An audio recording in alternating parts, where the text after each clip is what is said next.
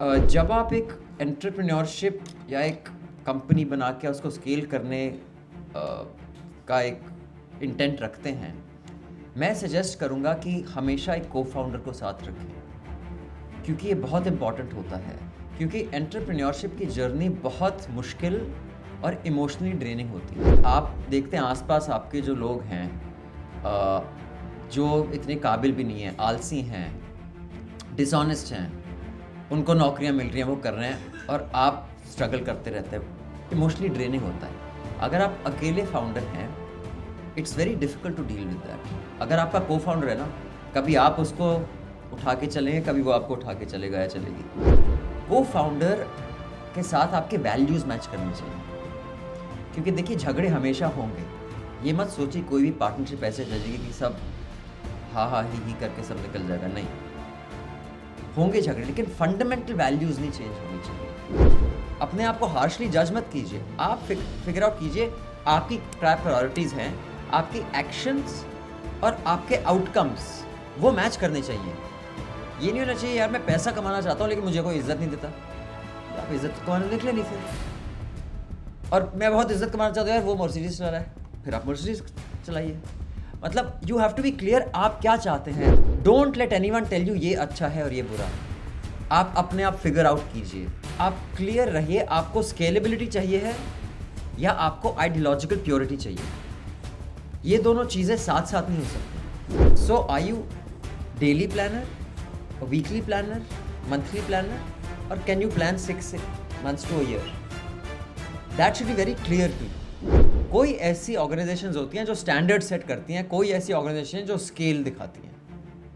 आपको figure out करना है आप क्या बना रहे हैं। आइडेंटिटी बनाना बहुत इंपॉर्टेंट है। फिर उस आइडेंटिटी के अराउंड आप अपना ब्रांड बढ़ा सकते हैं, क्योंकि बहुत कम लोग हैं जिनके पास इतनी रिसोर्स है कि कोई भी प्रोडक्ट पेल दो और फिर इतनी ऐसी मार्केटिंग करो कि आप ही बन जाओ। मतलब रिलायंस जो तेल बनाता था अब टेलीकॉम बना रहा है, लेकिन आपके पास पैसा ही इतना है, आप कल आप जूते भी बनाने लग जाएं, आप सबको कन्विंस करेंगे हम तो जूते बना रहे हैं सालों से। आप एक फिगर आउट कीजिए ये है मेरा जो यूएसपी है, जो सिर्फ मैं कर रहा हूँ। उसका ऑडियंस बेशक छोटा हो लेकिन बहुत लॉयल ऑडियंस होगा।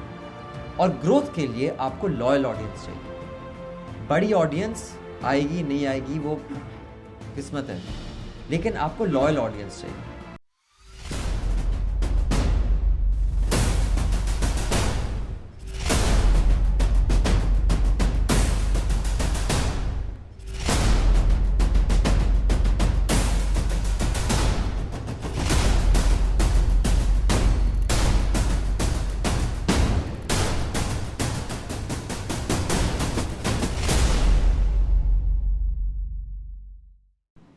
एक आम बोलचाल की भाषा में किसी को लुभाने के लिए, प्रभावित करने के लिए या फिर अपने अंदर के एक्टिविस्ट को जगाने के लिए हम लोग कहते हैं मिशन चला रहे हैं। लेकिन ये पूरा सच नहीं होता है। जब आप किसी माध्यम में आ रहे हैं जो एक प्रोफेशन है, तो ये सोच कर आते हैं ना कि कुछ करेंगे, और जो कुछ करेंगे वो संस्थागत होगा, उसका कोई रेवेन्यू सिस्टम होगा, कुछ लोगों को आप एम्प्लॉय कर पाएंगे और उसके साथ साथ उसकी एक ड्यूरेबिलिटी हो, 10 साल 20 साल या आजीवन उससे कुछ मिलता रहे।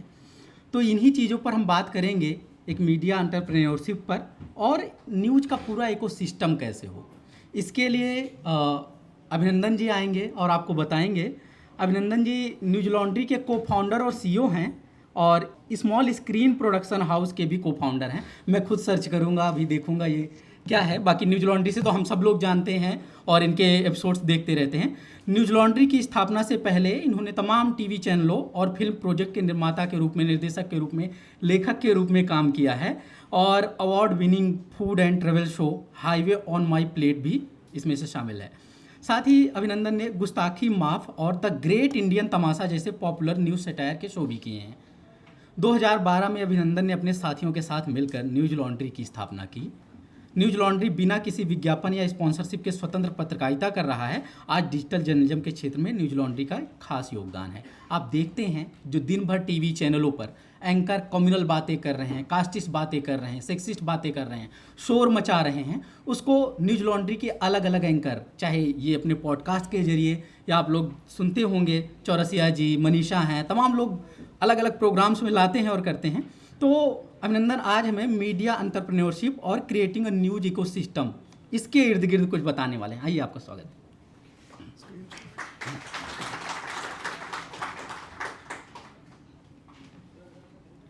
है। शुक्रिया मुझे बुलाने के लिए। बहुत अच्छा लगा यहाँ कि आप कुछ लोगों से बात हुई अभी चाय के दौरान, और इससे पहले शाम के सेशन से मैंने भी कुछ सीखने को मिला मुझे। तो मैं आपको अपने एक्सपीरियंसेस के बारे में बताऊंगा कि कैसे हमने न्यूज़ लॉन्ड्री खड़ा किया। अब इन एक्सपीरियंसेस से शायद आप कुछ गिनी चुनी चीज़ें उठा के यूज़ कर सकते हैं, और शायद कुछ चीज़ें आप अग्री करें ना करें, ना माने। लेकिन एक मेरी बहुत फेवरेट किताब है adventures in the screen trade, जो एक 1960s के एक स्क्रीन राइटर ने लिखी थी। उन्होंने पहले पेज पर लिखा है, नो वन नोज़ एनीथिंग, कोई कुछ नहीं जानता, क्योंकि वो बहुत सक्सेसफुल स्क्रीन राइटर थे। उनकी हर फिल्म हिट होती थी, जैसे अभी सलीम जावेद की एक नेटफ्लिक्स पे शो आई है। लेकिन फिर जब फ्लॉप होने लगी तो सब फ्लॉप ही होने लगी, क्योंकि अगर कोई फॉर्मूला होता सक्सेस का तो कोई फेल होता ही नहीं। लेकिन मैं आपको एक छोटा सा स्टेटिस्टिक देता हूँ, करीब 15-20 साल पुराना स्टेटिस्टिक है, आज पता नहीं क्या है उसका। जो फिल्में लिखी जाती हैं या जो एक प्रोडक्शन चालू किया जाता है, उनमें से केवल 10% कंप्लीट होकर रिलीज़ होती हैं, 90% रिलीज़ भी नहीं होती। और उन 10% में आधी से ज़्यादा अपने कॉस्ट नहीं कमा पाती, और जो कॉस्ट कमा पाती हैं उसमें से भी करीब 10% हिट कहला जाती हैं। तो आप सोचिए कि कितना वॉल्यूम बनता है और कितना वॉल्यूम सक्सीड करता है। अब ये स्क्रीन्स का टाइम था, अब ऑनलाइन तो इसका इंटू 1000 इंटू 10,000 हो गया होगा।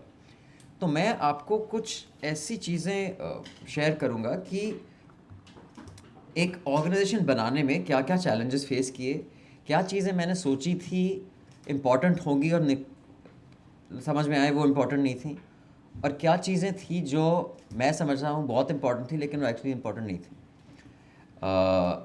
मैं अब 50 साल का हूँ, मैंने 20 साल की उम्र में इंडिया टुडे ज्वाइन किया था। उन दिनों VHS टेप होते थे, पता नहीं आप में से किसको पता है VHS टेप क्या होता है।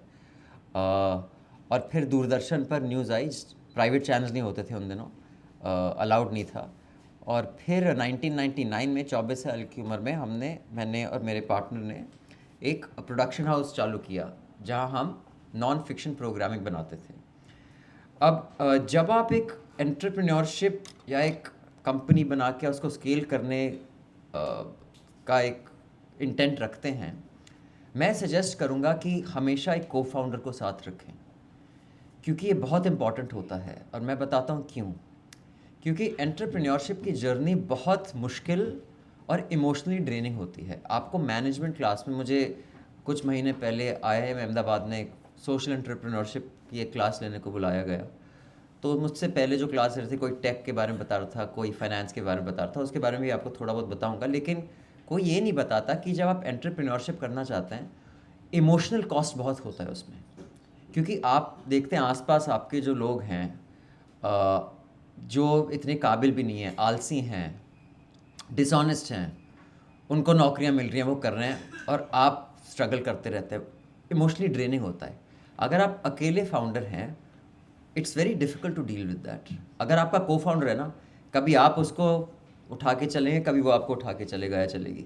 हमेशा को फाउंडर रखें, बहुत बहुत हेल्प करता है वो। को फाउंडर के साथ आपके वैल्यूज़ मैच करने चाहिए, क्योंकि देखिए झगड़े हमेशा होंगे।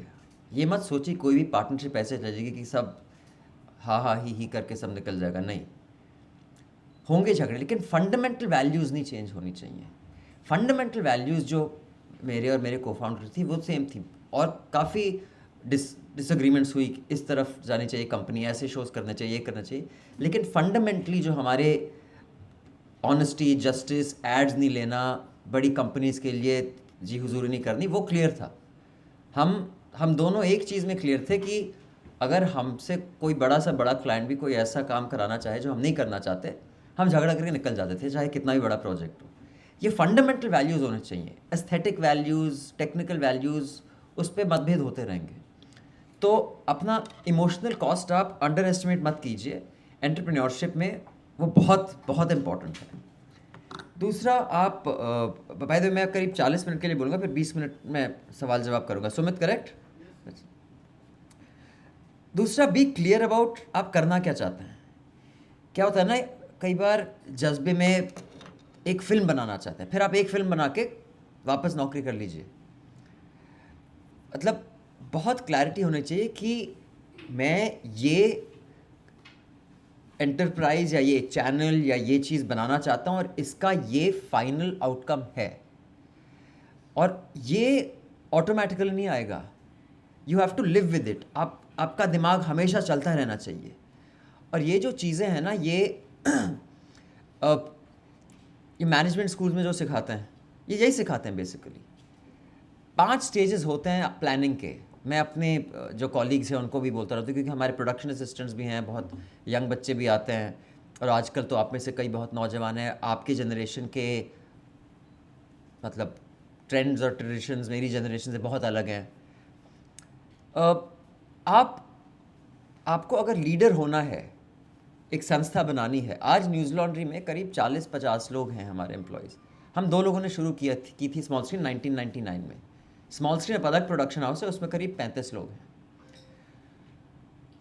क्लियर होना चाहिए, बॉस हम ये एक ऑर्गेनाइजेशन बनाएंगे, ये चीज़ें करेगी, ये चीज़ें इसलिए करेंगे क्योंकि हमारा ये पैशन है, क्योंकि एंटरप्रेन्योरशिप की जर्नी पैशन से ही शुरू होगी। आप कोई भी सक्सेसफुल एंटरप्रेन्योर देख लीजिए, वो ये सोच के नहीं कूदा कि अब मैं पैसे कमाऊंगा। पैसे बन जाते हैं, लेकिन प्राइमरीली मैं आपको सिंपल एग्जांपल देता हूँ। 2002, 3, 4 में बूम हुआ था टेलीविज़न चैनल्स का। 1999 में जब आज तक एक बुलेटिन होता था दूरदर्शन पे आधे घंटे का, प्रशांत और मैंने मेरे काउंटर में नौकरी छोड़ दी थी।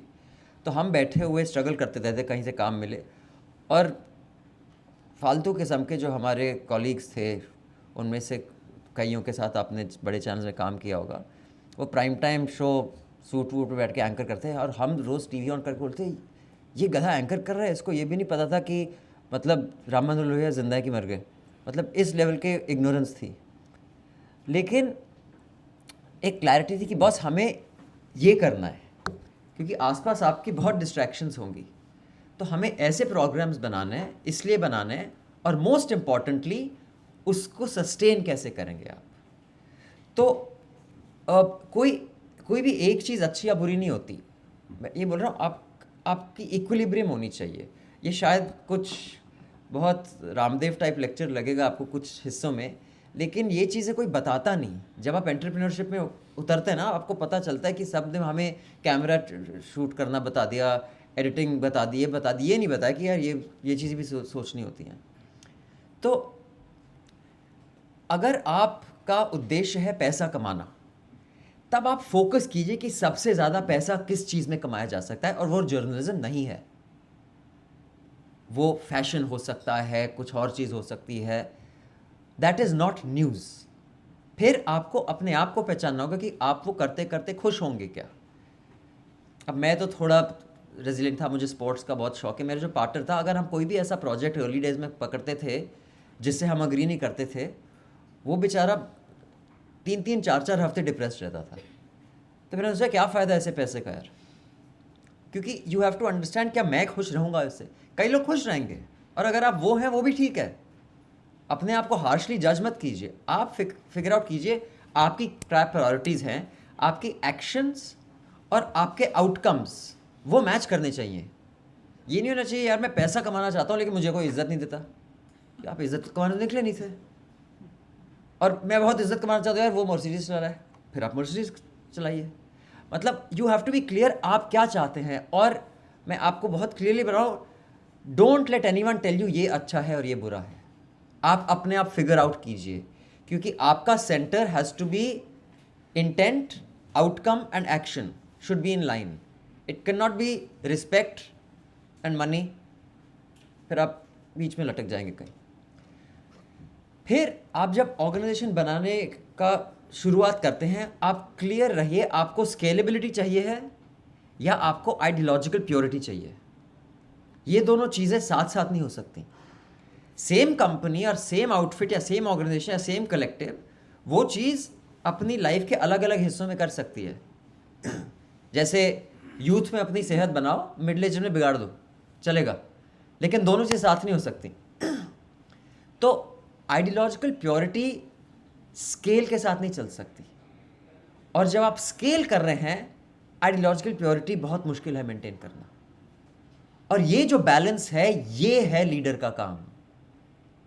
की लीडर का काम है जी, आपके सामने आपके पास 1 लीटर पानी है और 5 ग्लास हैं। अब कितना पानी किस ग्लास में आप ऑर्गेनाइजेशन के लाइफ में कब डालना है, ये है। मैं आपको एक फिल्म का एग्जांपल देता हूँ, क्योंकि फिल्म एक ऐसी चीज़ है जिससे सब लर्न कर सकते हैं। फिल्म एक ऐसी चीज़ होती है जो एक कंपनी है जो चल रही है। एक आर्ट डिपार्टमेंट है, एक फाइनेंस डिपार्टमेंट है, एक प्रोडक्शन डिपार्टमेंट है, एक एक्टिंग म्यूजिक डिपार्टमेंट है। अब अगर मैं फिल्म डायरेक्टर हूँ और मुझे बोला गया ये आपका बजट, तो मैं ये नहीं कह सकता मुझे क्या चाहिए, मुझे ऋतिक रोशन भी चाहिए, मुझे आलिया भट्ट भी चाहिए, मुझे AR रहमान भी चाहिए, मुझे फॉरेन लोकेशन भी चाहिए। जैसे आपका बजट उठ गया तो आप फिगर आउट कीजिए, मैं नई न्यू कमर्स लूँगा लेकिन मैं AR रहमान का बजट लूँगा म्यूज़िक, या मैं ये न्यू कमर्स लूँ, मैं मार्केटिंग में हर इन्फ्लुएंसर को खरीद दूँगा। आपको कहाँ एडजस्ट करना है और कहाँ एक्सेस करना है, ये डिसीजन जो है ये है ऑर्गेनाइजेशनल लीडरशिप का काम। और you have to be very aware. ये ऑटोमेटिकली नहीं होता। जब आप ये 15-20 साल कर लें फिर आप ऑटोमेटिकली वैसे सोचने लगते हैं, लेकिन शुरुआत में आपको एफर्ट डालना पड़ता है कि भाई what is the decision I take, मुझे क्या आउटकम चाहिए, अभी इससे क्या फ़ायदा होगा, इससे क्या नुकसान होगा, जिसको कहते हैं कॉस्ट बेनिफिट एनालिसिस। तो दैट इज़ वेरी इंपॉर्टेंट। अब अगर आप स्केलेबिलिटी और आइडियोलॉजिकल प्योरिटी का भी, और आइडियोलॉजिकल में पॉलिटिकल आइडियोलॉजी नहीं बोल रहा, जो भी आपका प्रोडक्ट है, आपका किस किस्म के शोज़ करना चाहते हैं। फॉर एग्जांपल हम पहले सिर्फ न्यूजीलैंड शुरू होने हमारा प्रोडक्शन हाउस था, हम सिर्फ ट्रैवल शोज़ करते थे। मतलब हमें कुछ सास बहू टाइप भी मिल जाता, लेकिन हमें ट्रैवल करने का शौक था तो हम ट्रैवल शोज़ ही लिया करते थे। लेकिन तब हम स्केल नहीं कर सकते। स्केल करने का टाइम जब आया, स्ट्रैटेजी अलग हो गई। दूसरा, आप अपने जो भी आप अपना एक प्रोडक्ट बना रहे हैं, ऑर्गेनाइजेशन बना रहे हैं, जो भी बना रहे हैं, वो आप फिगर आउट कीजिए अपने सारे कॉलीग से जिसके साथ भी आप काम कर रहे हैं कि आप एक लॉन्ग टर्म थिंकर हैं कि एक शॉर्ट टर्म थिंकर हैं। जो शॉर्ट टर्म थिंकर है अर्ली स्टेज में, उसको बेसिक टास्क दीजिए और उसको बोलिए कि अगर ग्रोथ करना है तो धीरे धीरे लॉन्ग टर्म थिंकर बनना है। फॉर एग्जाम्पल, जब प्रोडक्शन असिस्टेंट आता है, आती है आपके ऑफिस से काम करने, उस प्रोडक्शन को आइडिया नहीं होता आज शायद मुझे फुटेज लॉग करनी पड़े, आज शायद ट्रांसफ़र करना पड़े, आज शायद ये जाके शूट करना पड़े, आज रिसर्च करनी पड़े। They have no plan. They show up सुबह से शाम, जैसे डेली प्लानिंग होती है उनकी। जो एक सुपरवाइज़र हो गया, वो उसको अपना प्रोजेक्ट या प्लान 3-4 दिन, हफ्ते का पता होना चाहिए, और अपना टाइम भी मैनेज करना आना चाहिए, और अपनी 2-3 लोगों की टीम का भी मैनेज करना आना चाहिए। फिर जो टीम लीडर होता है या मैनेजर होता है, उसको एक मंथ का प्लान पता होना चाहिए कि हर हफ्ते मुझे ये शो करना है, एक्स करना है, वाई करना है। अकॉर्डिंगली दे कैन प्लान, और अपना टाइम भी प्लान करो और बाकियों का टाइम भी प्लान करो। और जो होते हैं लीडर्स, वो 6 महीने, 1 साल, उनको पता होता है कि अपनी कंपनी या अपने ऑर्गेनाइजेशन या अपने चैनल में ये है हमारा प्लान, और वो ट्रेंड पिकअप कर लेते हैं कि क्या चीज़ क्यों कैसे कब कर रहे हैं हम। और बहुत कम लोग होते हैं जो विजनरी होते हैं, जैसे डॉक्टर अंबेडकर हुआ करते थे। उसकी तो मैं औकात नहीं है बोलने की, लेकिन या वो एक socially he could see 20, 40, 50 years into the future. He knew what was happening. Steve Jobs knew कि बॉस, जब बाकी सब बोल रहे थे, जब स्टीव जॉब्स ने ये बनाया था कि बस ये मतलब एक स्कूल में या एक लाइब्रेरी में एक पढ़ा होगा, बोलता है हर एक बंदे के घर में होगा ये, अब तो सबके पॉकेट में है ये। Bill Gates, people who can see that far ahead. But we are talking about management. So are you daily planner, a weekly planner, monthly planner, or can you plan 6 months to a year? That should be very clear to you कि भाई ये है जो मैं करना चाहता हूँ। अब उसमें आपको ऑल्सो फिगर आउट करना है, जब मैं बोल रहा हूँ कि आपको स्केल करना है कि अपनी एक आइडियोलॉजिकल प्योरिटी बनानी है, आप अपने ऑर्गेनाइजेशन को भी वैसे स्ट्रक्चर करेंगे। फॉर एग्जांपल, अगर आपने एक नॉट फॉर प्रॉफिट या एक सेक्शन 25 कंपनी या ट्रस्ट या फाउंडेशन बनाना है, you must read up on that, क्योंकि वो स्केलेबल नहीं होगा, लेकिन वो एक स्टैंडर्ड सेट करेगा।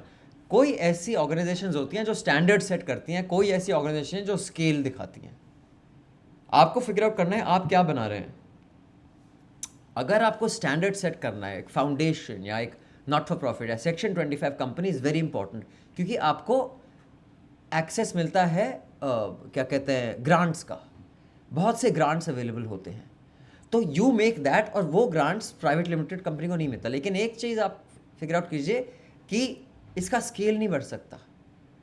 आप साल में 2, 4, 5, 8 ग्रांट ले लेंगे, लेकिन आप मार्केट को नहीं हिला पाएंगे। जैसे एक एनजीओ जो होती है, एक एनजीओ एक्टिविज्म करती है, वो पॉलिसी पेपर्स लिखती है, वो पॉलिटिकल पार्टी, मतलब बाकियों को छोड़िए। और मैं एग्जांपल्स दे रहा हूँ कंपनीज़ के, मैं ये नहीं बोल रहा हूँ कि अच्छी है बुरी है, मैं बस बोल रहा हूँ कि प्रायोरिटीज़ क्या होती है। जैसे मैंने आपको बताया, मैं अभी जज नहीं कर रहा कि आप क्या करना चाहते हैं, आपका क्या आउटकम है।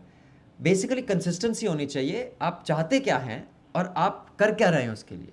अब जब तक, और मैंने खुद उनके साथ काम किया, अरविंद, जब हम एनजीओ चलाते हैं, हम 12 लोग थे, हम खूब शोर मचाते थे आरटीआई का। हमारा एक शोर मचाने का, जब उसका तो मेला ही लग गया, जब क्या कहते हैं ये राम आंदोलन जब हुआ था। लेकिन 2002 में मैंने उसके साथ काम करना शुरू किया। 12 साल में हमने क्या उखाड़ लिया? कुछ आरटीआई कैंपेन्स कर ली, कुछ एक अमेंडमेंट्स रोक लिए। अच्छा किया बुरा किया ये नहीं बोल रहा, लेकिन what was the impact? We were very pure, but what was the impact?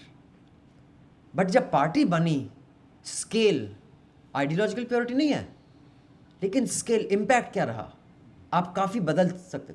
तो अगर आपको मार्केट बदलना है, आप मार्केट में कूदिए। अगर आपको स्टैंडर्ड सेट करने हैं, आप एक फाउंडेशन या एक ग्रांट बेस्ड ऑर्गेनाइजेशन बनाइए। और दोनों का बहुत इंपॉर्टेंट रोल है सोसाइटी में। आपको बस फिगर आउट करना है आप क्या करना चाहते हैं दोनों में से। सो B clear about that.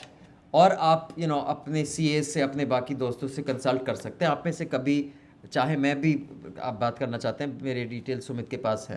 I will be happy to talk to you about that.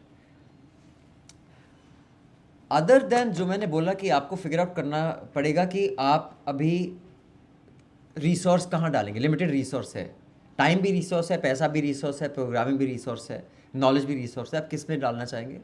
उसी तरह कुछ चीज़ें हैं जो शॉर्ट टर्म बेनिफिट आपको देंगी, लेकिन लॉन्ग टर्म बेनिफिट नहीं होगा, नुकसान भी हो सकता है। और कुछ चीज़ हैं जो लॉन्ग टर्म बहुत बेनिफिट देंगी, शॉर्ट टर्म शायद आपको नुकसान झेलना पड़े। तो ये सारी चीज़ें आपको, इसकी अवेयरनेस होनी चाहिए कोई भी डिसीजन लेने से पहले। एक चीज़ आप कभी मत करें, डिसीजन आप डे टू डे लें ऑन द बेसिस ऑफ आज ये मूड है, आज ये ट्रेंड है, आज ये है। So this is the overall macro picture. अब मैं आपको बताता हूँ प्रोग्रामिंग में आने, प्रोग्रामिंग का जो जोन है। जब हमने न्यूज़ लॉन्ड्री शुरू किया था, शुरू में हम केवल मीडिया क्रिटिक करते थे, क्योंकि मेरी जो को फाउंडर है मधु, वो इंडिया टुडे की को फाउंडर रही थी। तो हमने देखा मीडिया का ये क्या हाल हो रहा है, तो इस पर एक शो होना चाहिए। मीडिया सब पर टिप्पणी करता है, हमें मीडिया पर भी टिप्पणी करनी चाहिए। तो हमारा यूएसपी वो था। आज न्यूज़ लॉन्ड्री को रिपोर्टिंग के लिए अवार्ड्स मिलते हैं, ग्राउंड रिपोर्ट्स के लिए, लेकिन पहले साल 2 साल हम ग्राउंड रिपोर्ट्स ही करते हैं, मीडिया क्रिटिक करते थे। अब वो और कोई नहीं कर रहा था, मीडिया क्रिटिक का कोई रोल ही नहीं था। तो हमारा यूएसपी वो बन गया, हमारी एक आइडेंटिटी बन गई। आइडेंटिटी बनाना बहुत इंपॉर्टेंट है। फिर उस आइडेंटिटी के अराउंड आप अपना ब्रांड बढ़ा सकते हैं, क्योंकि बहुत कम लोग हैं जिनके पास इतनी रिसोर्स है कि कोई भी प्रोडक्ट पेल दो और फिर इतनी ऐसी मार्केटिंग करो कि आप ही बन जाओ। मतलब रिलायंस जो तेल बनाता था अब टेलीकॉम बना रहा है, लेकिन आपके पास पैसा ही इतना है, आप जूते भी बनाने लग जाएं, आप सबको कन्विंस करेंगे हम तो जूते बना रहे हैं सालों से। अब वो मार्केटिंग डेप्थ नहीं होती छोटे एंटरप्रेन्योर्स के पास। तो आप एक फिगर आउट कीजिए, ये है मेरा जो यूएसपी है, जो सिर्फ मैं कर रहा हूँ। उसका ऑडियंस बेशक छोटा हो लेकिन बहुत लॉयल ऑडियंस होगा। और ग्रोथ के लिए आपको लॉयल ऑडियंस चाहिए। बड़ी ऑडियंस आएगी नहीं आएगी वो किस्मत है, लेकिन आपको लॉयल ऑडियंस चाहिए। जो ट्रेंड इनिशियल सेट होता है वो एक नीश से होता है। अब वो नीश कोई आइडिया हो सकता है, कोई सब्जेक्ट हो सकता है, कोई ज्योग्राफी हो सकती है। जो हमारी पार्टनर ऑर्गेनाइजेशन है न्यूज़ मिनट का यूएसपी था, क्योंकि 10 साल पहले 15 साल पहले जो भी वो पता नहीं, आप लोग साउथ से कुछ लोग आए हैं, एक जोक होता था मैं जब भी साउथ में जाता था, जी आप लोग जिसको डेली न्यूज़ कहते हैं हम उसको दिल्ली न्यूज़ कहते हैं, क्योंकि अब दिल्ली में ही दिल्ली की न्यूज़ है। दिल्ली में कोई बैठ जाए हेडलाइन हो गई, मतलब और कहीं लोग सालों तक बैठे हैं कोई हेडलाइन नहीं होती। तो उन्होंने बोला हाँ हम नॉर्थ को कवर ही नहीं करेंगे, हम सिर्फ साउथ के 5 स्टेट कवर करेंगे। उन दिनों शायद 4 होते थे, तेलंगाना बाद में बना। तो वो उनकी यूएसपी बन गई। अब आज उनका ट्रैफिक ज़बरदस्त है, लेकिन उन्होंने एक यूएसपी बनाई। न्यूज़ लॉन्ड्री ने एक मीडिया क्रिटिक करके यूएसपी बनाई। तो वो identity clear, you can not B one of many, ये सब जो कर रहे हैं हम भी वो कर रहे हैं। आपका एक लॉयल ऑडियंस नहीं बनेगा। तो आप अपना एक नीश डिसाइड कीजिए, और ये नहीं है कि आप नीश में आप अटक ही गए, उसको आप स्केल करेंगे, लेकिन जो इनिशियल लॉयल ऑडियंस है वो एक नीश के कारण ही आएगा आपके पास। दूसरा जो मैं सुन रहा था इससे पहले कि लॉन्ग फॉर्म चलता है कि शॉर्ट फॉर्म चलता है, एट्सेट्रा एट्सेट्रा, ये वही चीज़ है जो मैंने शुरू किया नो वन नोज़ एनीथिंग। जब हमने शुरू किया था न्यूज़ लॉन्ड्री, ये जो यूट्यूब के पहले वो जो प्री रोल ऐड होता है ना, 2012 में इसका रेट करीब 410 रुपये CPI था, CPM जो भी कहते हैं, क्लिक्स पर मिलियन, क्लिक्स पर 1000, इट्स एक्चुअली क्लिक्स पर 1000, क्लिक्स पर इंडेक्स। आज उस प्री रोल ऐड का रेट न्यूज़ के लिए आई थिंक 25 से 40 रुपये के बीच में है, ज़्यादा से ज़्यादा है मेरा। हाँ हाँ, मतलब हमने तो कभी ऐड लिए नहीं, मैं उस पर भी आता हूँ क्यों नहीं लिए हमने। लेकिन तो मतलब अगर आपको वैसे भी उस रेट पर भी आप एक ग्राउंड रिपोर्ट का कॉस्ट नहीं कवर कर पाते उस ऐड के दम पर, लेकिन अगर कर भी पाते, आज आपको उससे 20 गुना ट्रैफिक चाहिए सेम रेवेन्यू कमाने के लिए। पॉसिबल ही नहीं है। तो रूल्स, तब रूल क्या था, क्योंकि ये गूगल अक्सर ये रिपोर्ट लाती रहती है कि यूट्यूब पर आपको वीडियो सक्सेस करने के लिए it should be between 3 minute to 3 minute 42 second. एक उनका आइडियल एक होता था एक ग्राफ शाफ के साथ, तो आप उसकी रिपोर्ट डाउनलोड कर सकते थे। तो सब बना रहे थे, मैं 3 मिनट में ये करो, 3 मिनट में वो करो, 4 मिनट में ये करो। हमारे वीडियोस होते थे 50 मिनट, 55 मिनट, 30 मिनट, चल हमारा तो 5 मिनट का होता ही नहीं था वीडियो। लेकिन हमने रूल जानबूझ के तोड़ा। ये नहीं कि मतलब हमने बोला कि you should know the rules, क्योंकि लाइक आई सेड कि आप करना क्या चाहते हैं। हम चाहते थे कि बहुत से 3, 3.5, 4 मिनट वाले वीडियो बहुत लोग बना रहे हैं, हम उस गेम में घुसना नहीं चाहते। हम एड से पैसा नहीं कमाना चाहते क्योंकि वो सस्टेनेबल नहीं होगा। हम सब्सक्रिप्शन से कमाना चाहते हैं। तो अगर हमारे पास 100 सब्सक्राइबर हैं जो 100 रुपये दे दें, उतना रेवेन्यू एक वीडियो मतलब पता नहीं कितने मिले। और हम ऐसा तो नहीं है कि हम पॉप कल्चर या फैशन पे बना रहे थे, हम न्यूज़ पे बना रहे थे, और न्यूज़ इतनी एक्साइटिंग नहीं है सब्जेक्ट। तो हमने बोला ये है हमारे वीडियोस, ये पहले सब फ्री थे, फिर धीरे धीरे जो जो वीडियो या जो प्रोग्राम ज़्यादा सक्सेसफुल होता रहा, हम उसको धीरे धीरे पीछे लेते आए बिहाइंड अ पे वॉल, कि अगर आपको पूरा देखना है आप पे कीजिए। हम आधा अधूरा एक प्रोमो काट के बाहर कर देते थे। तो ये थी स्ट्रैटेजी कि भाई हमें मिलियंस ऑफ व्यूज़ नहीं चाहिए, हमें कुछ हज़ार ही चाहिए। और उन दिनों आप में से 400-500 लोग ही अगर सब्सक्राइबर बन जाए वो बहुत है। और वैसे धीरे धीरे हम रुके। आज हमारे पास करीब 25,000 पेइंग सब्सक्राइबर्स हैं। अब थैंक यू। लेकिन अब 25,000, 18,000 हम अकेले पहुँचे। और अब मैं अगले स्टेप पर आ रहा हूँ, कोलैबोरेशन। और यहाँ आप लोगों की एक बहुत ज़बरदस्त स्ट्रेंथ है, जहाँ मैं जो देख रहा हूँ कहाँ से लोग आए हैं। हमारे करीब 16, 17, 18 हज़ार सब्सक्राइबर थे और न्यूज़ मिनट जो हमारी पार्टनर ऑर्गेनाइजेशन है उनके करीब 6-8 हज़ार थे। अब हमने ज्वाइन कर लिया है कि आप सब्सक्रिप्शन एक ही खरीदोगे, दूसरी की आपको मिलेगी, आप जॉइंट ही खरीद सकते हैं। हमारे इमीजिएटली 18 से 25 हो गए, उनके 7 से 25 हो गए। यूसी हमें 25 पहुंचने में, और जैसे आप ज़्यादा ग्रो करते रहते हैं आपका रेट ऑफ ग्रोथ डिप करता रहता है। तो अब अगर हमें और ग्रो करना है, हम किसी और जोग्राफी से कोलैबोरेट करेंगे। मैं क्यों एक बांग्ला चैनल खोलूँ, एक अपना आइडेंटिटी बनाऊँ? कोई होगा वहाँ जिसकी आइडेंटिटी है, जो हमारी वैल्यूज़ को शेयर करता है, जो अच्छा काम करता है, हम उसके साथ कोलैबोरेट कर लेंगे। Collaborations are very important. और how is internet different from broadcast या प्रिंट? मैंने तीनों ज़माने देखे हैं। बेसिक डिफरेंस क्या है, कोई बता सकता है मुझे? Just let me gate basic difference digital age और ब्रॉडकास्ट एज में क्या है? नहीं, तब भी दूरदर्शन घर घर अवेलेबल था।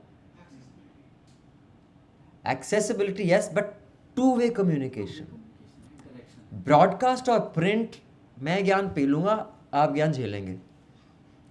डिजिटल में मैं ज्ञान पी लूंगा, आप गाली पी लेंगे या जो भी पी लेंगे। ये है बेसिक डिफरेंस। अब और इससे एक नेटवर्क बनता है। You have to maximize the strength of the medium. Medium का जो स्ट्रेंथ है ना, आपको मैक्सिमाइज। जब प्रिंट होता था, प्रिंट के बड़े झगड़े होते थे 90s में, मुझे याद है। किसी दिन एक सबकी पोल खोलने वाली किताब भी लिखी जानी चाहिए। कैसे लोग दूसरों के अखबार रेलवे स्टेशन से गायब कर देते, बस अपने अखबार वहाँ रख देते थे। लोग दूसरों के चैनल में ज़बरदस्ती पैसे दे के लोगों को डिस्ट्रप्शन पैदा कर देते थे ताकि क्लियर ना आए और अपना चैनल चलता रहता था। तो people use to maximize the strength. जो मीडियम है उसके, इस मीडियम का स्ट्रेंथ है नेटवर्क। और ये सुमित ने जो शुरू किया है, आई वुड सजेस्ट ये जो हैं इवेंट्स, आप यहाँ अपने कोलैबोरेटर्स ढूंढें। फंडामेंटल वैल्यूज जो मैच करते हैं कि बस आपको जो अपना व्यूअर, अपना सब्सक्राइबर, अपना सपोर्टर, अपना एवेंजलिस्ट क्रिएट करने में जितना टाइम लगेगा ना, ऑलरेडी कोई है जिसने वो कलेक्ट किया हुआ है। और कभी भी छोटे नंबर से आप डिस्करेज मत होइए कि शर्मिंदा मत होइए। और मैंने अलग अलग जगह देखा। जब मैंने न्यूज़ लॉन्च शुरू किया था, अभी भी हम करते हैं, अभी हमारे इतने सब्सक्राइबर हैं, हर क्वार्टर हमारा एक जूम कॉल होता है कि भाई सब्सक्राइबर हमसे सवाल पूछ सकते हैं। हमने आपको पैसे दिए, आप बताइए आपने कैसे खर्चे हैं, ये रिपोर्ट क्यों की, ये कहा कि हम हर साल वो पेलते रहते थे ज्ञान की भाई इंक्लूसिविटी होनी चाहिए न्यूज़ रूम्स में। लोग हमसे बोलते साले तुम्हारी इंक्लूसिविटी कहाँ है? क्योंकि हमारी इतनी बुरी नहीं है, लेकिन it is not up to the mark and that is a fact. तो लोग जब क्वेश्चन करते और आपको जवाब देना होगा। आप ये नहीं बोल सकते हम नहीं। देखो बॉस, आप फैसला कर लो, अगर आपको अंबानी से पैसा लेना है उससे ले लो, लेकिन फिर आप जवाब उसको दोगे। आप ये मत सोचो कि कोई आपको पैसे देगा और बोलेगा आप ऐश कर जा। आपको जवाबदेही उससे बनानी है कि अपने व्यूअर्स से। तो अगर आपका व्यूअर पैसे देना है, और कई व्यूअर रूड भी होते हैं, कई अनरीजनेबल भी होते हैं, लेकिन आप सुन लो, क्योंकि आपको बहुत सा ज्ञान उनसे ही मिलेगा। जो आप some of our best ideas viewer से ही आए हैं, तो रेगुलर उनसे इंटरेक्शन होना चाहिए। It's very important. तो जो आपने एक नेटवर्क बनाया, यहाँ आप ढूंढिए अपने नीश को और figure out how you can collaborate. And the important thing is, अगर आपकी बेसिक वैल्यूज मैच करती हैं और नेटवर्क इफेक्ट कोई आप स्ट्रेंथ बनाइए। क्योंकि कंटेंट में क्या है, आप देखिए ब्रॉडकास्ट देखिए, सब एक ही मास्टर को सलाम ठोकते हैं, लेकिन एक दूसरे से लड़ मरते हैं। अर्नब इंडिया टुडे को गाली दे रहा है, इंडिया टाइम्स को गाली दे रहा है, सब एक दूसरे को गाली दे रहे हैं, लेकिन सब सलाम मोदी को ही ठोक रहे हैं, है ना। लेफ्ट में भी ये प्रॉब्लम है, आपसी मत, लेकिन उनसे कम। आप फिगर आउट कीजिए, आप किसी से 100% अग्री नहीं करेंगे, लेकिन फंडामेंटल वैल्यूज अगर अग्री करें, वो नेटवर्क ऑफ शोज बनाइए। आज मैं एक चैनल ए है, बी है, सी है, हम बोलो बस ABC टीम बन गए हैं, हम शेयर करेंगे कंटेंट, हम साथ में ये करेंगे, एक पॉडकास्ट करेंगे मिलके, महीने में एक बार हम 3 ऑर्गेनाइजेशन मिलके, एक साउथ से, एक यहाँ से, एक पॉडकास्ट करेंगे। आप देखिए कैसे आपकी डिस्कवरेबिलिटी बढ़ती है। Network, two way communication is की ऑफ द डिजिटल एज। आप उस स्ट्रेंथ को यूज कीजिए, दैट इज वेरी इंपॉर्टेंट। और ये बहुत मुश्किल होता है, और मैं जानता हूँ, क्योंकि जब हमने शुरू किया था एक कंपटीशन तब नहीं था इतना, 2012 में। दूसरा एक इंडल्जेंस था, प्रिविलेज था कि भाई प्रोडक्शन हाउस चल रहा है, तो न्यूज़ लॉन्ड्री से पैसा कमाने के लिए नहीं शुरू किया था, शुरू किया था बेसिकली इरिटेट करने के लिए लोगों को, क्योंकि पैसा तो प्रोडक्शन हाउस कमा रहा था। अब तुक्का लग गया कि बॉस देखो, तभी हम बोल सकते थे ना हम नहीं लेंगे एडवर्टाइजिंग से पैसे।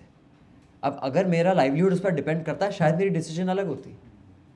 मेरा लाइवलीहुड नहीं था उस पर डिपेंडेंट, हम शोज़ बना रहे थे, एड फिल्म बना रहे थे, उससे पैसा आ रहा था। लेकिन एक कंसिस्टेंसी जो होती है, उससे आपका ऑडियंस बनता है, उससे लॉयल्टी बनती है। वो कंसिस्टेंसी आप याद रखिए कि this is why I want to create it, that is key. और उस दौरान आप कई बार एड्रेस करेंगे 20 सब्सक्राइबर को, कई बार एक को, कई बार 15 को। 15-20 हज़ार ऐसे बनता है, एक साथ मार्केटिंग ब्लिट्स में नहीं बनता।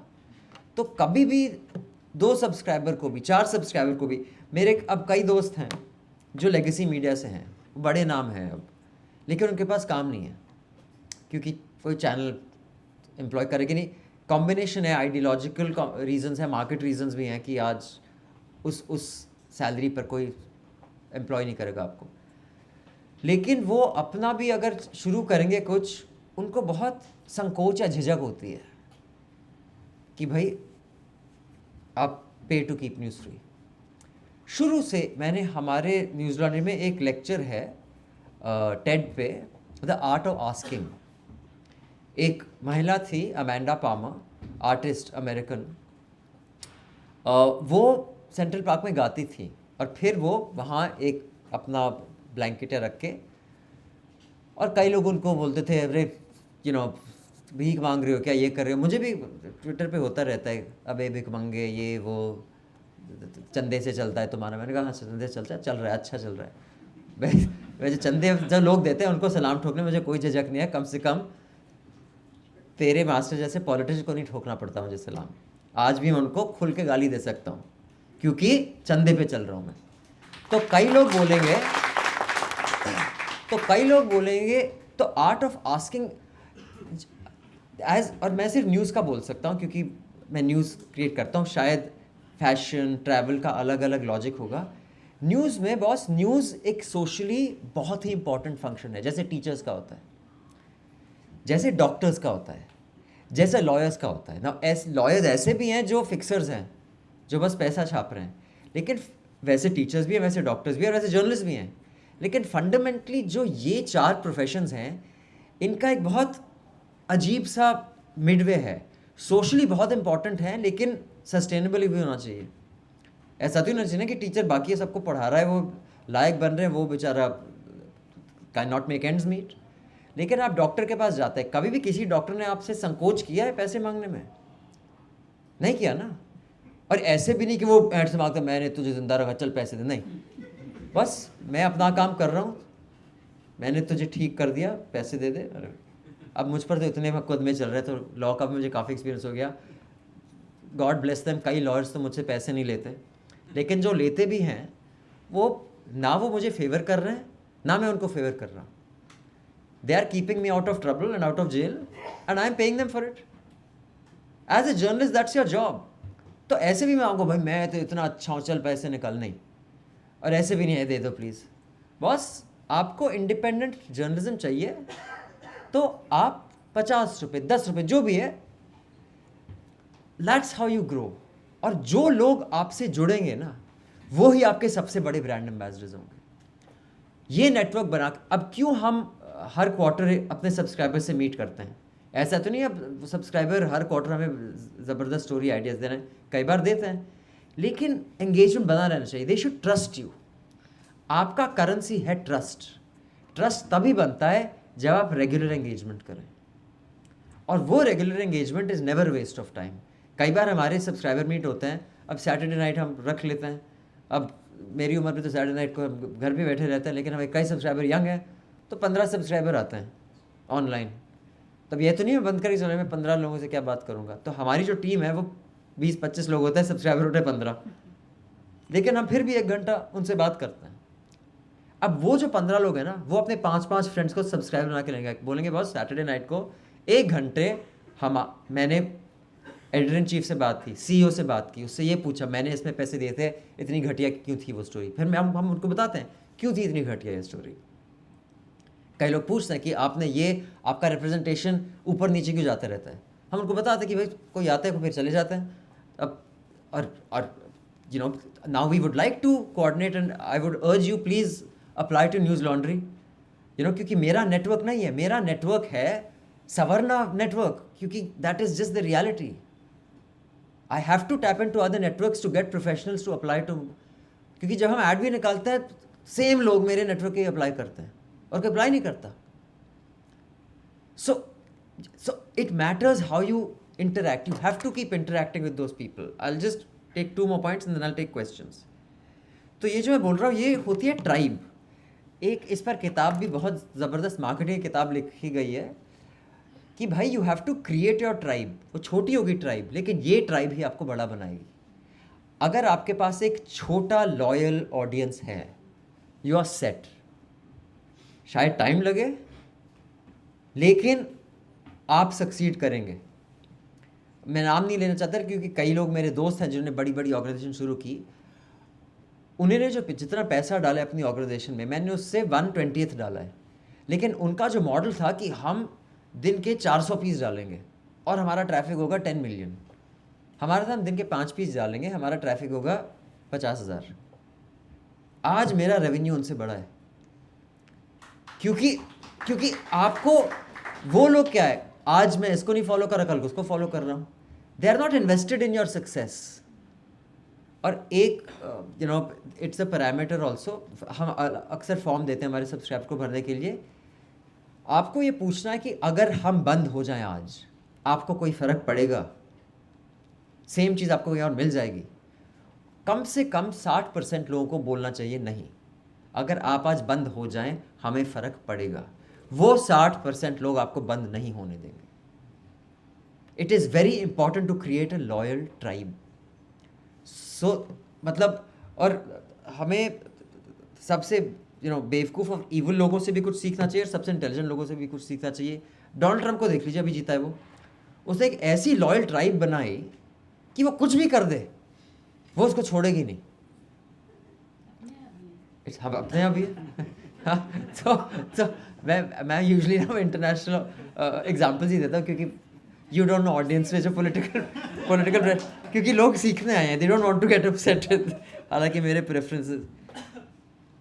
And lastly before I take your questions, I would like to say कि सोशल मीडिया जो है वो ट्विटर, इंस्टा एट्सेट्रा आपका एक डिस्ट्रीब्यूशन चैनल है, बस उससे ज़्यादा आप उसको मत लीजिए। और ये मेरी उम्र वाला व्यक्ति आसानी से कह सकता है, और आई एम श्योर आप में से कई लोग भी डील करते होंगे जो यंग हैं या जो यंग नहीं है, आपके ऑर्गेनाइजेशन में यंग है। लोग डिस्टर्ब हो जाते हैं कि भाई मुझे गालियाँ पड़ रही हैं सोशल मीडिया पे, मेरी वाहवाही हो रही है। Those are not the people who will make you successful. वो बस टाइम पास के लिए, रौनक के लिए, हा हू करने के लिए, गाली गलौज के लिए आए हैं। ना सोशल मीडिया की प्रशंसा से आपका बहुत छाती फूलनी चाहिए, ना हम गाली खाने से आपको कोई फ़र्क पड़ना चाहिए। One thing I have notice, जो जब मैं यंग था कभी मैंने नहीं देखी थी, कि मतलब लोग क्या कह रहे हैं उससे लोग इमोशनली डिस्टर्ब हो जाते हैं। और it's a real problem, it's not an imagine problem. मेरी ऑर्गेनाइजेशन में जो यंग 25-30 साल के बच्चे हैं, वो दे गेट इमोशनली डिस्ट्रॉट अगर ट्रोलिंग हो रही है, अग्री हो रही है। और वो बोलते हैं इतनी गालियाँ पड़ती हैं। जब शुरू में तो जब हमने मोदी जी के खिलाफ कुछ, जब विवेक अग्निहोत्री का इंटरव्यू किया जो वो इतना हिट हुआ, इतनी गालियाँ पड़ी, इतने और ऐसे ट्रेंड हो रहा था फिर लेकिन ये लोग they don't matter. Please remember, social media पे if more people are getting to know you, good. What matters is बस आपका चूल्हा कौन ऑन रख रहा है। वाह करने वाले और गाली देने वाले आपका चूल्हा ऑन नहीं रख रहे हैं, वो आपका नाम यहाँ वहाँ लेके जा रहे हैं, अच्छी बात है। Focus on the people who will make you viable, that is key. And please do not let social media तारीफ गेट टू योर हेड और social media trolling get you down. Use it wisely as a distribution. अगर गाली दे रहे हैं, हाँ चलो और दो, 50 और लोगों को पता चलेगा मेरे बारे में, और उन 50 लोगों को जब पता चल जाए, अब कई बार जो ट्वीट कई बार ट्रेंड कर रही होती है, तुम ये हो चंदा मांगते हो, मैं अपना कॉपी कर देता हूँ लिंक सब्सक्रिप्शन का, भाई तू भी दे दे। अब क्यों, अब 50 लोग जो देख रहे हैं उनमें से 10 लोग आपको नहीं जानते, लेकिन वो इस ट्रोल को जानते हैं और उससे सख्त नफरत करते हैं। अब लोगों को मैं अच्छा हूँ नहीं हो उससे फर्क नहीं, अच्छा ये इसको गाली दे, चल मैं इसको 100 रुपये दे देता हूँ, ठीक है। Make use of that opportunity. This is the little feedback that I have from my experiences. मेरा ईमेल आईडी है abhinandansekhri@gmail.com। आप मुझे मेल कीजिए, मतलब रोज़ तो इतना टाइम नहीं होता, लेकिन हफ्ते में कई बार ऐसा एक दिन होता है कि 2-3 घंटे होते हैं मेरे पास। I am happy to talk to anyone, provide any assistant और हेल्प आई कैन, जो भी मैं कर सकता हूँ। तो please feel free to mail me, and अगर कोई भी सवाल है, I am happy to take those questions.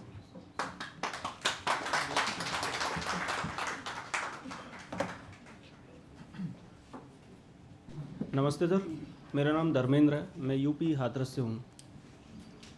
मैं ये पूछना चाह रहा था, आपने जैसे जिक्र किया था कि ये एक न्यूज़ कंसोर्टियम जो आपका है वो मैंने देखा है, जैसे उसमें द न्यूज़ मिनट है, स्क्रॉल है, आपका भी है, तो ये किस तरह से काम करते हैं? तो जो न्यूज़ मिनट और हमारा है वो थोड़ा ज़्यादा सॉलिड एसोसिएशन है। हम सब्सक्रिप्शन हमारी जॉइंट है, हम अलग अलग कंपनियां हैं, लेकिन हम काम ऐसे करते हैं जैसे एक ही कंपनियां। अगर मुझे साउथ में कुछ चाहिए तो मतलब मेरी ऑर्गेनाइजेशन को, तो मेरे एडिटर धन्या से बात करते हैं, ये स्टोरी है, समझ लो, वहाँ से रिपोर्ट चाहिए, हमने कोई एक कॉर्पोरेट करप्शन पर निकाल लिया, वो रजिस्टर्ड एड्रेस साउथ में है, तो साउथ में वो पास में, क्योंकि हमारा बंदा फ्लाई करेगा, 25,000 की टिकट होगी, ये वो रिटर्न केरला वैसे जाना इतना मुश्किल होता है, तो वो उनके केरला में है एक रिपोर्टर, वो बस में भेज देंगे गलत। तो हम ऐसे काम करते हैं, और अगर हम एक स्टोरी कर रहे हैं, वो भी वो स्टोरी कैरी करेंगे, अगर वो स्टोरी कर रहे हैं। स्क्रोल के साथ हमारा ये है कि कोई ऐसा प्रोजेक्ट हो, फॉर एग्जांपल जैसे इलेक्टोरल बॉन्ड्स हुए थे, 7:30 बजे शाम को इलेक्शन कमीशन पे अपलोड हुआ था सारा डेटा। हम चाहते थे कि, अब हमें पैनिक ये था कि जो हालात हैं देश के, कि 7:30 बजे अपलोड होगा इलेक्शन कमीशन पर डेटा और 7:32 पर क्रैश हो जाएगी साइट, और कोई बता नहीं पाएगा क्यों, जैसे होता है। तो उनके 5 रिपोर्टर, हमारे 5 रिपोर्टर, स्क्रोल के 5 रिपोर्टर, 3 एडिटर तैयार थे 7:30 बजे, जैसी डेटा अपलोड हुआ सब डाउनलोड करो, और सुबह 8 बजे तक हम सब ने मिलकर करीब 9 स्टोरीज ऑलरेडी डाल चुके थे। तो ऐसे कोई प्रोजेक्ट्स पे हम साथ काम करते हैं, लेकिन ये याद रखिए, और ये मैं अपने एडिटर्स को बुलाता हूँ, उनको कभी ये एक्सपेक्टेशन के साथ मत काम कीजिए कि हम हर बात पर अग्री करेंगे। You must be clear. जैसे, हालांकि मैं शादीशुदा नहीं हूँ, लेकिन मैंने सुना है शादियाँ ऐसे ही काम करती हैं कि you have to fundamentally agree कि बस हमें साथ रहना है। अब चैं चूचू वाली चीज़ें हम एडजस्ट कर लेंगे, वो एडिटर समझता है कि भाई, और हर एडिटर का ईगो होता है कि मेरी डिसीजन सबसे बढ़िया है, तो वो सबको प्रिपेयर करना होता है कि बस आप सबको साथ लेके चलो, अगर फंडामेंटली आप ठीक हो, then you carry, and then you create, not just that, we did it with Wire, we did it with Caravan, we did do it with many independent journalists also. जी धन्यवाद। और किसी का कोई सवाल?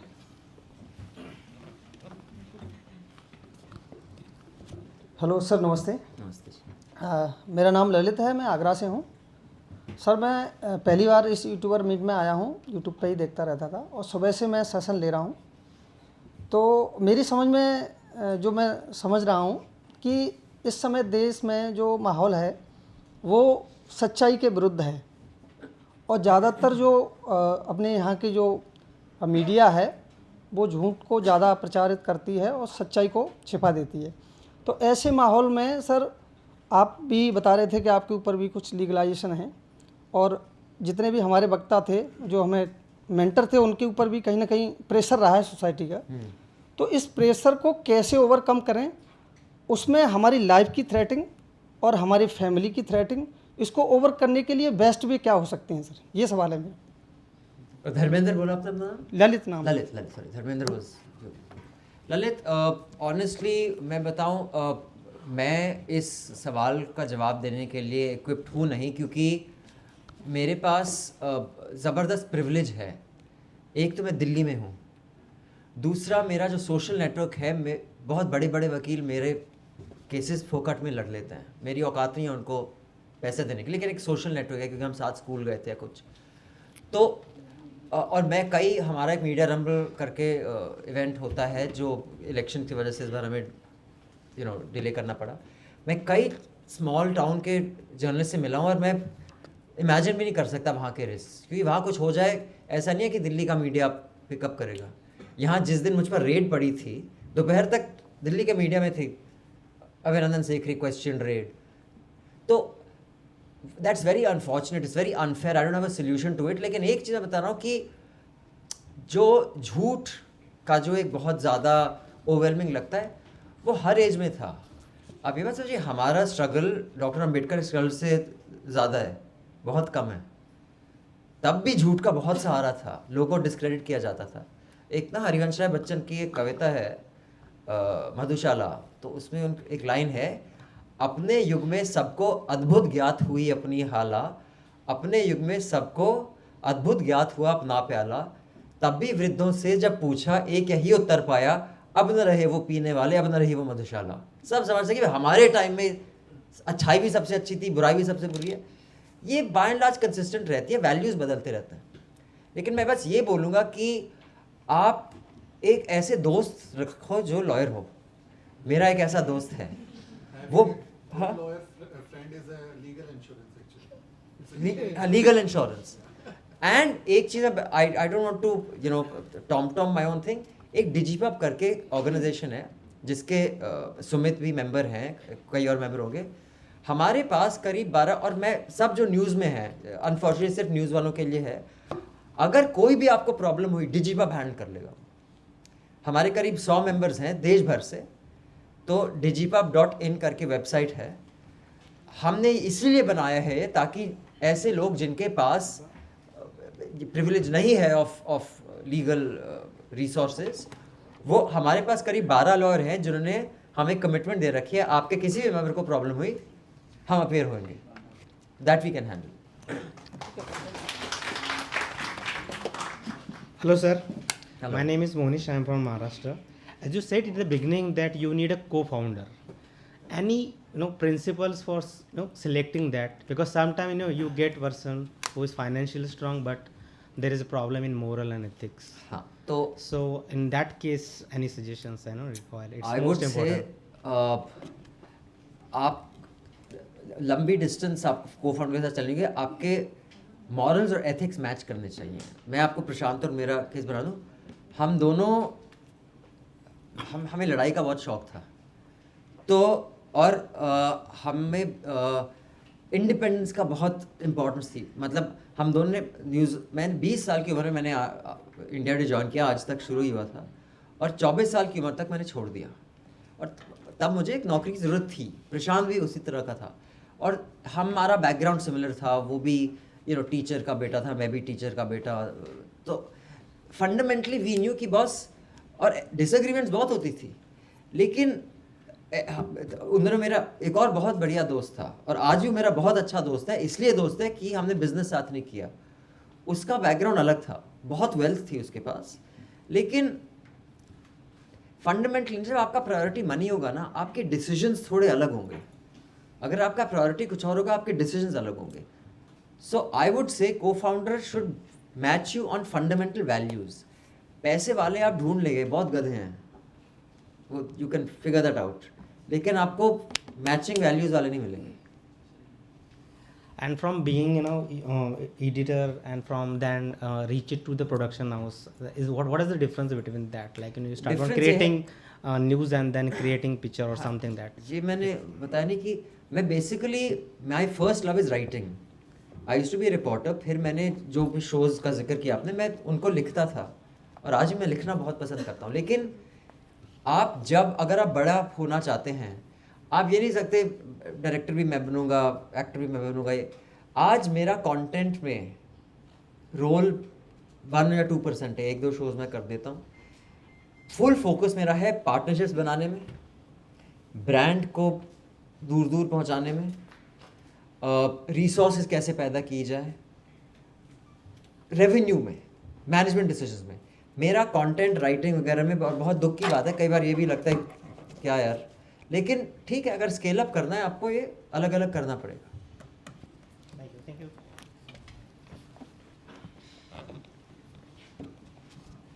Hi, my name is Tamil from Chennai. You insisted people to register a Section 25 company to run this YouTube channels.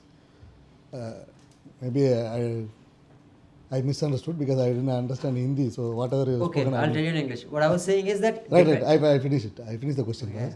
So you insisted people to register that the Section 25. When they go for a proprietorship or partnership or any private limited means, then they can earn whatever they want.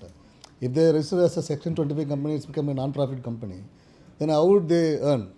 Yeah, so that's what I was saying. How the tax would be? That Yeah, is- so I was Be- saying- being I'm running an organization called Active. It's an organization for SCST entrepreneurship. Right. Please answer it in English, please. Yes, sorry. So I didn't realize we had friends from the south. In fact, I had asked Sumit, is your audience predominantly from north or south? Because then there's a language problem. What I was saying was you have to figure out what is it that you want to achieve. Like Digipub is a Section 25 company. Because we are not looking to scale up, right? Because is your priority ideological purity or scale? Because both cannot happen at the same time. So a Section 25 company will by and large work with either donations or grants. And therefore it will always remain small. And if that is your aim, that is the example I gave of, Parivartan, the NGO I used to work with Arvind and Aam Aadmi Party. The scale of the party is huge, but there's no ideological priority. Parivartan was just 12 of us, but we were very committed to what we did. And there's no right or wrong. You have to see what is so if you want to grow, it has to be a company. You have to enter the market and beat the market, use this, because the most resources are in the market. Most resources are not in the not-for-profit. But if you want to set standards, then maybe a Section 25 company or a foundation or a trust. So what I was saying was, when I was saying that there has to be consistency in your intent, the outcome and your action. You cannot say I want to earn money and scale up, but my action is of, something else. Then it won't match up. But it's like the BJP and the RSS. The job of one is something else, the job of one is something else. If one tries to become the other, both will fail. They're very smart that way. You get what I'm saying? All right. Yeah. Okay. Hello. My name is Hitesh. तो मेरा एक सवाल है, जितना मैं जानता हूँ media houses के लिए काफ़ी सारी ऑर्गेनाइजेशंस जो हैं फंड्स देती हैं, है ना. तो जब हम कम्युनिटी जर्नलिज्म की बात कर रहे हैं और भारत में हमने देखा है कि मीडिया हाउसेस में स्पेसेस तो हमारे पास है नहीं है, ऐसे में हम कम्युनिटी जर्नलिज्म की बात कर रहे हैं और इंडिया के अंदर मेन स्ट्रीम नैरेटिव ये है कि भारत में अगर आप जाति की बात कर रहे हो तो ये तो बहुत गलत बात है ना. लेकिन जाति का सवाल को उठा रहे हैं वो तो ये नहीं है ना. जाति के सवाल को उठाना तो गलत नहीं है ना, लेकिन उसको ऐसे पेश किया जाता है कि ये तो गलत है, जाति की बात करना गलत है, हम तो बांट रहे हैं. ऐसे में हम कम्युनिटी जर्नलिज्म के थ्रू ये काम कर रहे हैं, ऐसे में हम अप्रोच कैसे करें उस फंड के लिए? किसे? तो मैं बताता हूँ कि कई फंड्स होते हैं जो like I was saying not for profits कोई अवेलेबल होते हैं जो इनफैक्ट एक तो Abhinandan, I just want to add, I also approached one of the organization for such grant, and they said to me that you are doing activism, not doing journalism. So the label of activism over journalism is also there on the community journalist, because the stories, coming from the victim side. So we have some kind of anger, or we have some kind of issue with the story. So we put our own stories. So they find it that you're doing activism, you're not doing journalism. So that question is also there. Right so a couple of things one is कि कुछ लोग अगर ए बोल रहे हैं कुछ लोग B भी बोल रहे हैं सो डोंट वरी अबाउट कुछ लोग क्या बोल रहे हैं फिगर कि भाई if this is what you know believe और want to do you have to be able to make that pitching is a very important part मतलब एक किसी को कन्विंस करना कि बॉस ये मैं कर रहा हूँ और ये इससे कुछ भला होगा और मैं अच्छी तरह करने के लायक हूँ वो भी एक कला होती है अब जो आप बता रहे हैं ये it's an issue that even we deal with एक तो एक फेलियर रेट होगा मैं भी जब भी इवेंट्स होते हैं हमारे फंड रेज होते हैं अगर मैं 12 या 15 पिच करूं 2 या 3 सक्सेसफुल होते हैं हिट रेट आपका 15 से 20% ही होगा दूसरा कुछ जो फॉरेन ग्रांट्स होते हैं ना अनफॉर्चुनेट है हमारे देश में और लोग बोलते रहते हैं कि दिल से ये फॉरेन फंड है वो जैसे ट्विटर का शोर से आप डोंट वरी अबाउट दैट काफ़ी एम्बेसीज में ग्रांट्स होते हैं जो स्पेसिफिकली इस चीज़ के लिए दिए जाते हैं कि भाई आप मार्जिनलाइज वॉइसेस को जगह दे रहे हैं वो और उन ग्रांट्स के लिए even I am not capable I do not have the data to show कि boss I am that voice तो you have to identify actually हमारे ऑफिस में अभी there is one person whose उसकी 2 काम है one of those jobs half his time is spent just look at the grants available in the market for what अब हमने जो reports की थी एक यूएन से आया था ग्रांट हालांकि वो ग्रांट नहीं था it was we are not for profit तो we have done in partnership with a not for profit so you have to identify that who are the people who are the organizations and who are the embassies who are giving grants purely for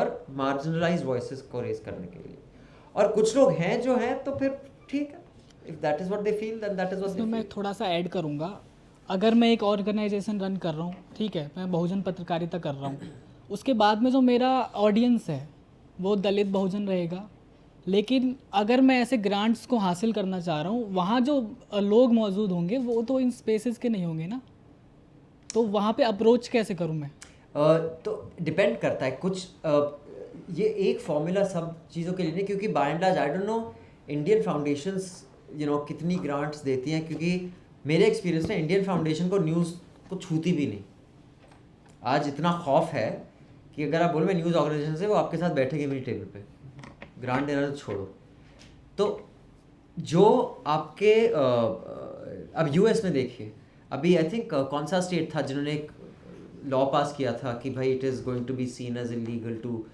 cast discrimination याद है बहुत शोर कहाँ पर अब US में there are certain grants और वहाँ पर तो फॉर इट डजेंट मैटर मतलब वहाँ तो ना सवर्णा बैठा है ना किसी और कम्युनिटी या कास्ट का वो तो सब वहीं के हैं उनको एक वो ब्यूरोक्रेट्स हैं बॉस उनको एक मैंडेट मिला है आप देखो किसका ये मैंडेट है और उसके पास अब इंडिया में मैं अभी आपको ऑनेस्टली बताऊं न्यूज़ को कोई नहीं छूना चाहता सब डरे हुए हैं इसीलिए आपको जो भी ग्रांट्स हैं वो by and large international grants के लिए अप्लाई कीजिए और लाइक आई सेड अगर जब कम रिसोर्सेज होते हैं it's going to be difficult क्योंकि आप कंटेंट भी देख रहे हैं ये भी देख रहे हैं लेकिन इसीलिए मैंने को फाउंडर वाली जो बात की थी जब हमने शुरू किया जब हमारे पास 2 लोग थे बाय एंड लार्ज प्रशांत जो मेरा को फाउंडर था वो बैठ के एडिट करता था वो फिगर आउट करता था कि भाई कंटेंट कैसा होगा और तभी मैं मैनेजमेंट साइड में चला गया मैं अकाउंट्स देखता था मैं फिगर आउट था किसको जाके पिच करना है मुझे बोलने का ज़्यादा शौक था तो जाके मैं पिच करता था तो अगर आपका एक व्यक्ति का कम से कम आधा हफ्ता बस आइडेंटिफाइंग ग्रांट्स और काफ़ी हैं जो जाते किसी कोई अप्लाई नहीं करता वो लैप्स हो जाता है well that depends if you're right you need an FCRF but if you take it as revenue which is why I said section 25 company so like I said you have to be very clear about what it is if it's the foundation then you cannot so, yeah because then you pay a GST or you say an export of service अगर आप एक वो छाप रहे हैं क्या कहते हैं एक it's not a donation suppose it is we are coming out with a report आप देखिए कि आपको कुछ काम करना है ना at the same time you say I want to an export of service, तो आप उस पर एक रिपोर्ट छाप दीजिए कि एक्सपोर्ट ऑफ सर्विस हो गई और है आपने उनको दे दी, which is it's about to understand the functioning of companies. Then we call it FDI.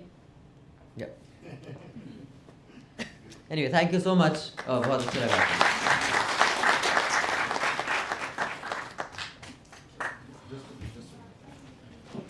आप सम्मानित करिए. सुमित सम्मानित करेंगे अभिनंदन जी को, और बहुत कुछ हमें वो सीखने को मिला.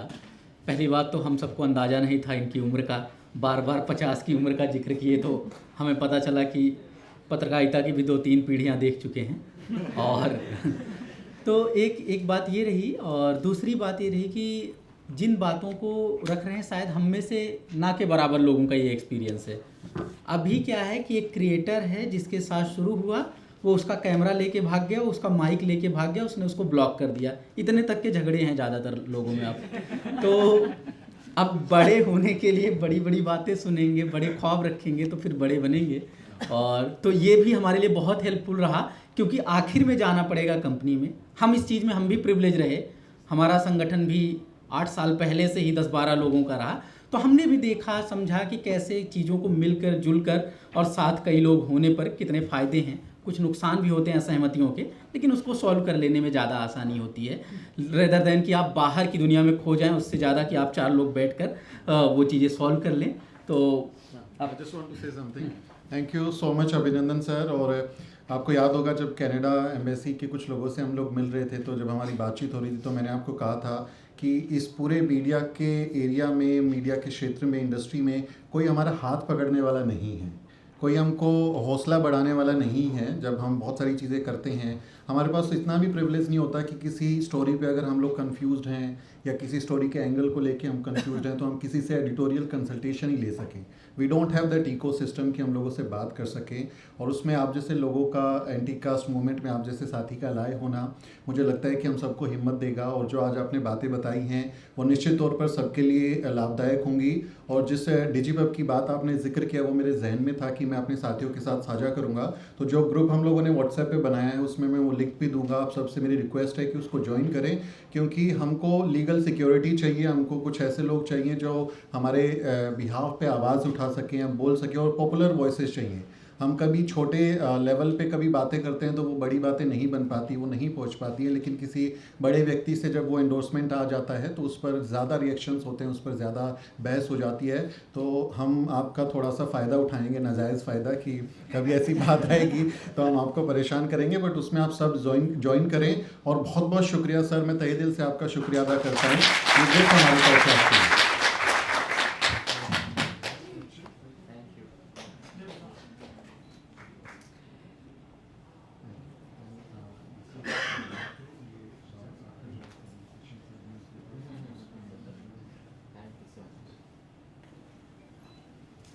मुझे एक सूचना देनी है.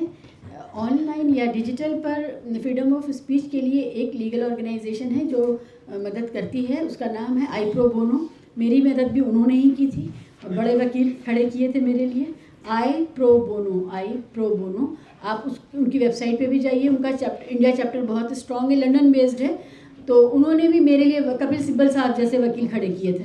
तो आप सोचिए कि वो सच में, और हमसे भी वो पूछते रहते हैं कि अगर किसी को इस तरह की किसी के साथ केस हुआ है और मदद चाहिए तो आप हमें बताएं. तो आप सब लोग इसको नोट डाउन करें प्लीज़. Thank you. साथियों, अगर आपको द न्यूज़ वीक का काम पसंद है और आप चाहते हैं कि हम यूं ही अम्बेडकरवादी पत्रकारिता करते रहें तो हमारी आर्थिक मदद जरूर करें.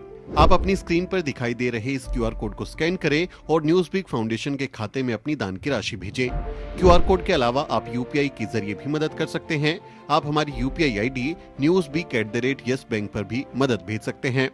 इसके अलावा आप हमारे अकाउंट में भी मदद भेज सकते हैं. खाते का नाम है Newsweek foundation. Account number है 02358800000640. IFSC कोड है YesB00000235. बैंक का नाम यस बैंक है और ब्रांच है नेहरू पैलेस, दिल्ली. आप डोनेशन के एवज में इनकम टैक्स में भी छूट पा सकते हैं. डोनेशन की रसीद पाने के लिए ट्रांजैक्शन का स्क्रीनशॉट हमें भेजें. टाइप करें डोनेशन स्पेस आपका नाम और हमें 8595794224 पर व्हाट्सएप करें.